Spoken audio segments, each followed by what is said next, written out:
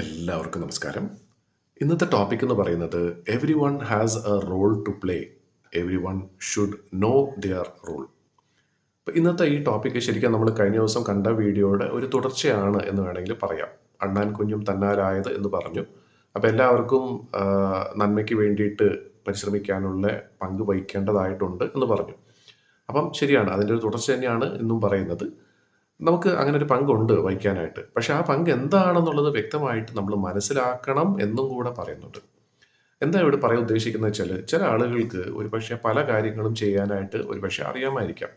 അതുകൊണ്ട് തന്നെ പലരുടെയും ജോലി അവർ സ്വന്തമായിട്ട് ചെയ്യാൻ അവർ ശ്രമിക്കുന്നുണ്ടാവും.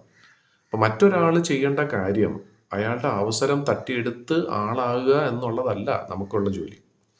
അതായത് നമ്മളിപ്പോൾ ഒരു കൂട്ടായ്മയിൽ ജോലി ചെയ്യുകയാണ്. ആ ഒരു നമ്മുടെ കൂടെ നിൽക്കുന്ന ആളുകൾ അവർക്ക് ചില കാര്യങ്ങൾ അറിയില്ല, വ്യക്തമായിട്ട് അറിയില്ല. അതുകൊണ്ട് തന്നെ അവർക്ക് അവസരം കൊടുക്കാതെ നമ്മൾ ആ കാര്യം കൂടെ ചെയ്തു കൊടുത്തു കഴിഞ്ഞാൽ ശരിക്കും പറഞ്ഞാൽ നമ്മുടെ ജോലി ചെയ്യാനുള്ള ആ ഒരു സമയം കൂടെ നമ്മൾ നഷ്ടപ്പെടുത്തുകയാണ്. അതേപോലെ തന്നെ മറ്റേ ആൾക്ക് അത് ചെയ്ത് പഠിക്കാനുള്ള അവസരം കൂടെ നമ്മൾ ഇല്ലാതാക്കുകയാണ്. അപ്പോൾ ശരിക്കും പറഞ്ഞാൽ അതുകൊണ്ട് ദോഷം നമുക്കും മറ്റേ ആ ഒരാൾക്കും കൂടെയാണ്. അപ്പം അതല്ലാതെ അയാൾക്ക് വേണമെങ്കിൽ നമുക്ക് പറഞ്ഞു കൊടുക്കാം, അല്ലെങ്കിൽ കാണിച്ചു കൊടുക്കാം. പക്ഷെ പ്രധാനമായിട്ടും അയാളെ കൊണ്ട് തന്നെ അത് ചെയ്യിക്കാനായിട്ട് നമ്മൾ ശ്രമിക്കണം. കാര്യം എന്ന് വെച്ചാൽ നമ്മൾ മടിയനാണ് എന്നല്ല എൻ്റെ അർത്ഥം.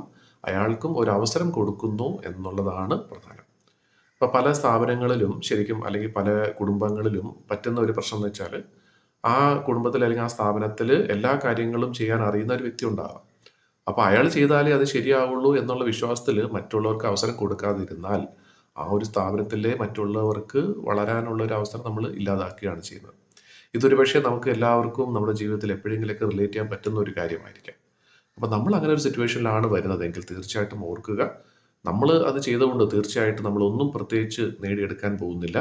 മറിച്ച് മറ്റൊരാളുടെ അവസരം നമ്മൾ തട്ടിയെടുക്കുകയാണ്, അയാൾക്ക് വളരാനുള്ള ഒരു അവസരം നമ്മൾ ഇല്ലാതാക്കുകയാണ്. അപ്പോൾ തീർച്ചയായിട്ടും നമുക്ക് പറഞ്ഞിട്ടുള്ളത് എന്താണ് എന്നുള്ളത് വ്യക്തമായിട്ട് മനസ്സിലാക്കുക, അത് ചെയ്യുക. ഇനി ചെയ്യേണ്ടി വരുന്ന ഒരു സാഹചര്യമാണെങ്കിൽ തീർച്ചയായിട്ടും അത് ചെയ്യണം. ഇപ്പോൾ ചെയ്യാനായിട്ട് വേറെ ആരും അത് ഇല്ല, അല്ലെങ്കിൽ വേറെ ആർക്കും ഒന്നും അറിയില്ല, നമ്മൾ ഇടപെട്ടാലേ പറ്റൂ എന്നുള്ളൊരു അവസരം വരുവാണെങ്കിൽ തീർച്ചയായിട്ടും ചെയ്യാം. പക്ഷേ അത് വലിയൊരു എന്താ പറയുന്നത്, ഒരു അച്ചീവ്മെൻ്റ് ആയിട്ട് കാണുന്നതിന് പകരം മറ്റേ ആൾക്ക് അത് പറഞ്ഞുകൂടെ കൊടുക്കാനുള്ള ഒരു ക്ഷമയും കഴിവും തീർച്ചയായിട്ടും നമുക്കുണ്ടാവണം. പലർക്കും ഇല്ലാത്തൊരു കാര്യം അത് തന്നെയാണ്. നമുക്ക് പല കാര്യങ്ങൾ അറിയാമായിരിക്കും, പക്ഷേ അതെങ്ങനെ പറഞ്ഞു കൊടുക്കണം, എങ്ങനെ പഠിപ്പിച്ചു കൊടുക്കണം എന്ന് നമുക്കറിയില്ല.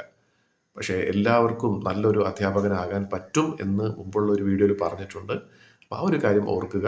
നമുക്കറിയുന്ന കാര്യം പരമാവധി ആളുകളിലേക്ക് പകർന്നു കൊടുക്കുക എന്നുള്ളൊരു കാര്യം കൂടെ ചെയ്തു കഴിഞ്ഞാൽ ഒരുപാട് പേർക്ക് ഗുണം ചെയ്യുന്ന ഒരു കാര്യം തന്നെയാണത്.